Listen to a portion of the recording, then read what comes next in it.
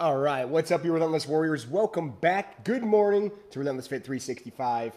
And today we're talking once again fitness, nutrition, and anything else that matters to you to just live a healthier and happier life. And welcome this morning. And as I'm here on this rainy, bluesy Sunday morning in Chicago, it's rainy, it's snowy, it's whatever. It's supposed to be springtime, but it's not even close to that. I hope everybody's doing well and kicking out 1,000 reps. I know that many of you started with that, but did some of your own stuff, and that's okay too. That's kind of the idea. I'll give you sort of a balanced workout or a balanced workout week for next week. We'll talk about that later on. But in the meantime, just talking about the 1,000 reps, that was basically a challenge. If you did the whole thing, let me know. I'm curious to see how it went with you guys. If you did crush it, how do you feel? If you did some of it, what did you balance it with? I know some of you were doing HIIT. Some of you are still on the elite program. You went back to do it. That's cool too. That's basically what I'm looking for, is just finding things that are working for you. And that's the beauty of the fitness world. Susana, hola to you too. Hola, Shishi. Nice to see you. I just can stay for a moment, but Shishi and I said hi. Love the 1,000 reps week. Fantastic. I'm glad you did. I understand Sunday mornings are often very difficult for people to join in, but if you do have any questions, come in, chime in, and I will basically discuss that as well. You're doing a great job in keeping each other in the community motivated, and I appreciate that as well too.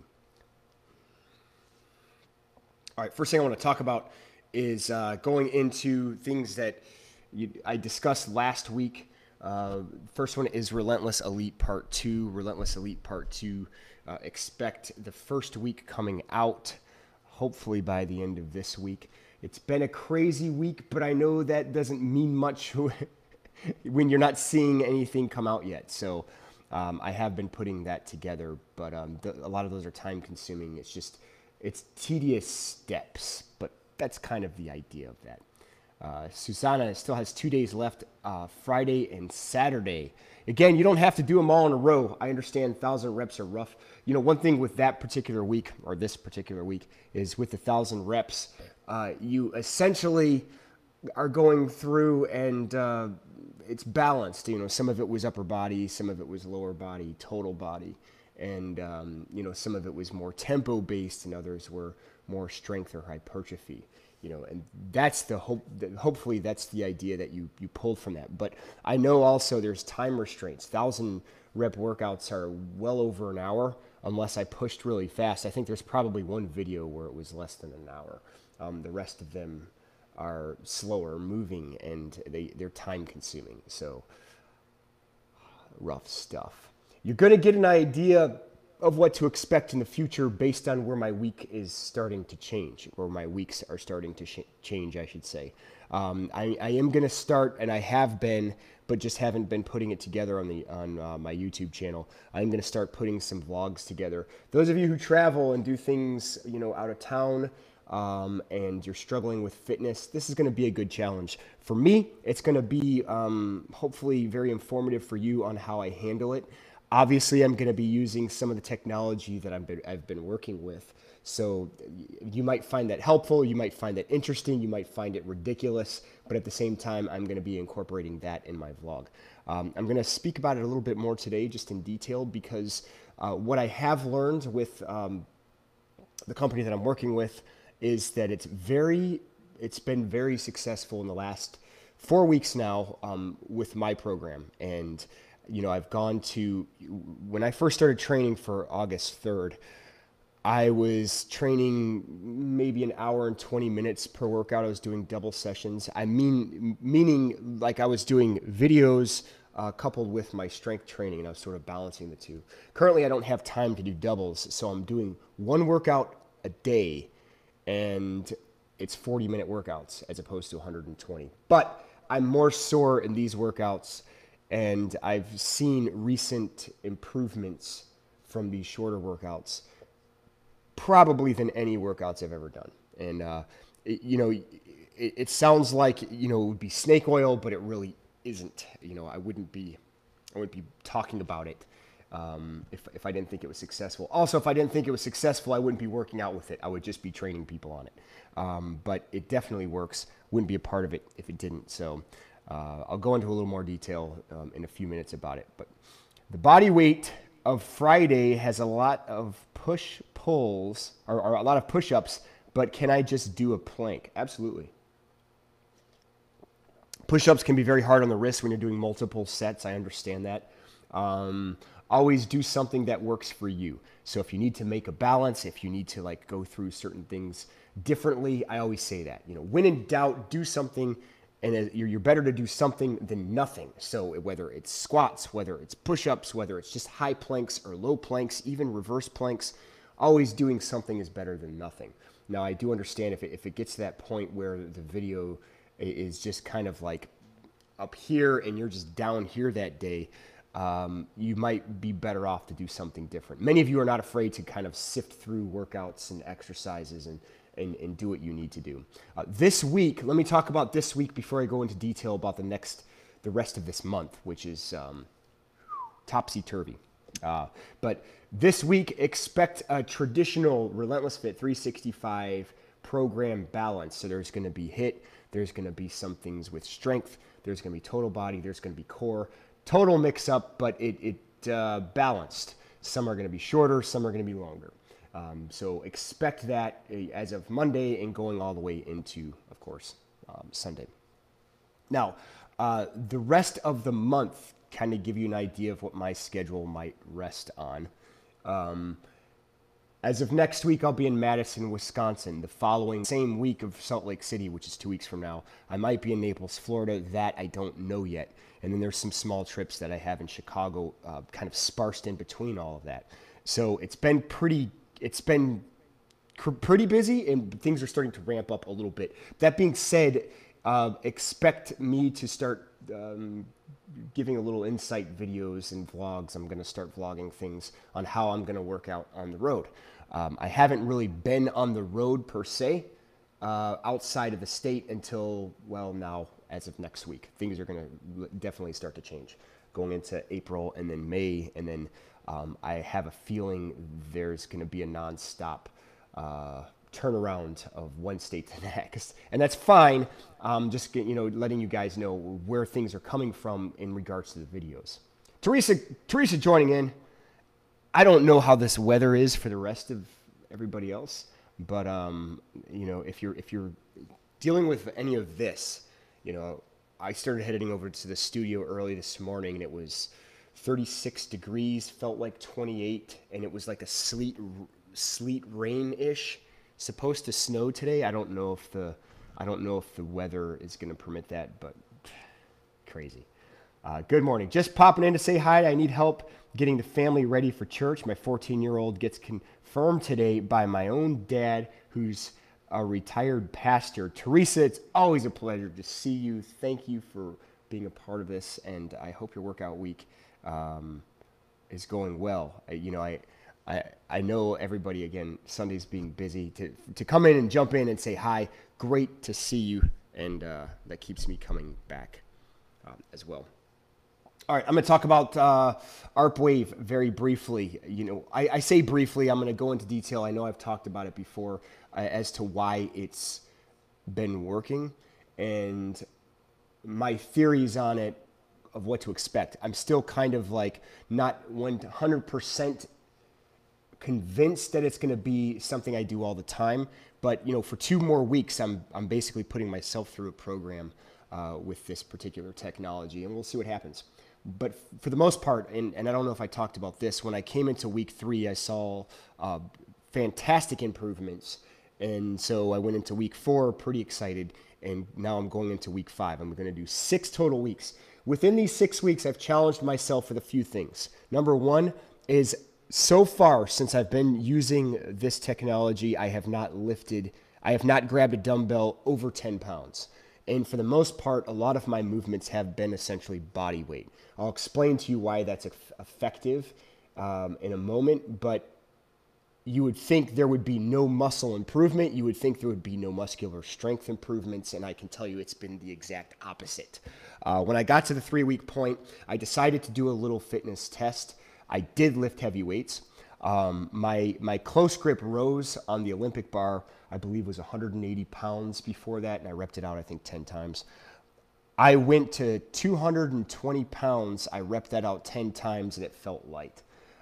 So essentially a 40-pound increase in 3 weeks. It felt strange. I thought maybe it was a fluke. Maybe I just felt good that day. So we'll see. We'll see what happens at the other 3-week marker on how much more I improve from that point forward. I will say that every weight that I matched when I wasn't using ARPWave went up a lot easier, which is why I bumped the weight up on sets 3 and 4. So that was week 3. I decided just kind of off the whim, it was off the cuff, I decided to do just a basic press test. So I did the bench press. So I touched weights again. And what I wanted to do is stick with the weights that I was using before, once again, before I was using this technology. And I matched every weight with more reps. I think the very final weight, I basically doubled the reps. I'll have to go back and look. But for me to improve on bench that much in 3 weeks says a lot. Now, I don't know exactly how much more my max was. All I know is that I was able to press it more. That's important to know that the same week, I already did chest on Monday. So to go back and do the same movements, I believe it was on Thursday, and still see improvements while my chest was probably a little bit more fatigue. That was in play. Plus, I was going off about 3 hours of sleep as opposed to my traditional 4, 5, sometimes 6. 3 hours is just, it's hard to function. So I'm not making excuses, but what I'm saying is, aside from that, I still saw improvements. So now I'm into week 4. I'm starting to learn a little bit more about what this particular RX100 can do. And as I'm learning it, I'm actually putting together a program that I believe is going to be the most effective. And it's pretty cool to be able to experiment with a lot of this, because if you go to Instagram, you might see certain movements that are basic, maybe corrective movements. That's mainly what this machine is for, is to correct your compensations. So if you are struggling with squats because your hamstrings or glutes aren't firing up, this machine will send current through your body, which is electrical current that helps stimulate those muscles that aren't firing up, so you can have better form, you're not compensating, and you're less likely to get injured. Or if you're going off of an injury, it will improve that. The pain will go away, and you'll essentially be able to do it with good form. So outside of the corrective stuff, to do a strength training routine, I'm not sure if anything else is like that out there. So it's pretty cool. I feel like I'm touching new ground. It's like the ARPWave Fitness Pioneer routine. So I'm learning as I go. And as I'm continuing to learn about like the training aspect, and as I continue to learn about the technology, in putting myself through this just about every day, I have learned a lot of new stuff about what this can do. One of the things that does make it effective, and people compare it to what's called a TENS unit. I won't go into detail what a TENS unit is, but it is nothing like a TENS unit. The only similarities of the ARPWave and a TENS unit is the electrical current, but even the current is different. What the ARPWave is it's a neurological therapy.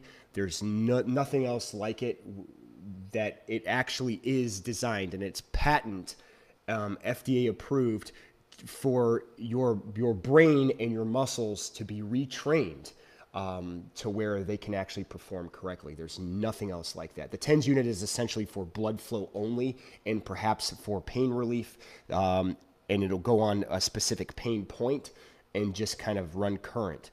The TENS unit has been out for decades. When I was a teenager and broke my ankle, they put a TENS unit on my ankle. And it's very minor stimulation. You can't really experience an ARPWave 100% based on using a TENS unit. You have to go on this particular machine to understand the differences of extremes. Not only that, this machine on the corrective side, if you're going through certain ailments, and I've talked about this before, it treats just about everything when it comes to muscular pain. But one of the big ones is rheumatoid arthritis, plantar fasciitis. Two of the big ones in my personal experience. just because there's people I know that have plantar fasciitis. There's people that I know that have rheumatoid arthritis. These particular things, it definitely helps you alleviate pain. I've saw people go through plantar fasciitis and it's relieved. But what this machine can also do is it treats the why, not the symptom. Why am I saying that? Because in any type of corrective training, you focus on where the symptom is at. So my back hurts. So you focus on working out the back and relieving those muscles in the back. I've done it, and any type of therapist will focus on that symptom. The cool thing about ARPWave is that it looks into the reasons as to why those pain points exist. Now, I talked about this last week, but I'm still getting, some people are still sending me messages in regards to how does it work. There's a certain feature that ARPWave has where it searches. So your muscle, your body, your brain to your muscles actually has contractions of 2 times per second. So when I'm doing reps, 2 times per second is as fast as my brain can move that. When you put the ARPWave on, it's 500 times per second. So every rep that I'm doing, it's 250 times faster than what my brain can actually accomplish. Now, why is that important? Because if I have muscles that aren't currently activating, and there are other muscles that are compensating or leading into compensatory patterns with my body, those muscles tend to not fire up anymore. And now there's muscles that are taking on more of that load, which essentially leads to other injuries somewhere around the body. When that happens, you start getting, let's say, back pain, but that's probably not where it started. It started for somewhere else. The only way to find something like that is to go through this ARP, which basically is a wet sponge that you go through with current, and you're searching for those hot spots, cellular disruption. Again, I talked about this last week. Cellular disruption, and we call them hot spots, of muscles that aren't firing up. Now, when you're just at rest without anything on your body 2 times per second, you don't notice that. But when something with 500 times per second goes over those little broken circuits, it fires up like in a painful fashion, and right away ow, this is where it's at. And then you start working out those areas, and chances are, if your pain was in your back, where those muscles weren't firing up are often somewhere completely different than that. You're not going to be able to know that unless you put something like this on your body. And certainly one of the reasons why I've seemed to be so successful. And it does have a 96% success rate in the patients that it treats. And so far, ARPWave is basically a startup company, ARPWave USA. ARPWave in general, if you look it up, is I thought ARPWave was just for pain treatment. That was Susanna. It's just me just kind of reading in the comments. No. And again, right now that's what it's for, but there are so many other things you can use it for. There is a very, very minor, not too much detail of a strength training protocol. I'm just trying to take it to another level because that's my background, so I want to take advantage of that. So definitely not just, pain, but that's what it does specialize in. So going back to ARPWave being a startup, there's so many things that it hasn't been able to get out there, for a lot of reasons. First of all, it used to be focused on specifically just professional athletes. And now it's going to be open to the public. And that's what I'm excited about. That's what's going on, and that's the reason for a lot of the travels. I know for the last 3 weeks, I feel like I've talked about it, but I'm still getting questions in regards to it. All right, guys. Nothing else being changed. I'm looking forward to seeing you in the comments section, and I appreciate you joining in. And, if you have any questions, leave it in the comments again. Keep sending me the emails. Many of you are going to emails. I have been better at responding at emails these days, probably more so than messaging. I just don't have time to go on Facebook as much. And when I am on Facebook, it's just a basic post and then I move on. So Facebook messaging, if you message me through Facebook, I'm not purposely, but I might overlook it. All right. Thanks for watching. Always remember, eat healthy, train hard, most especially have fun. Hopefully I'll see you guys next week. You remember to stay focused, stay dedicated, and I'll see your beautiful faces soon. Happy Sunday morning. Wherever you're at in your neck of the woods, I hope you guys are enjoying the weather more so than us. All right. I'm out.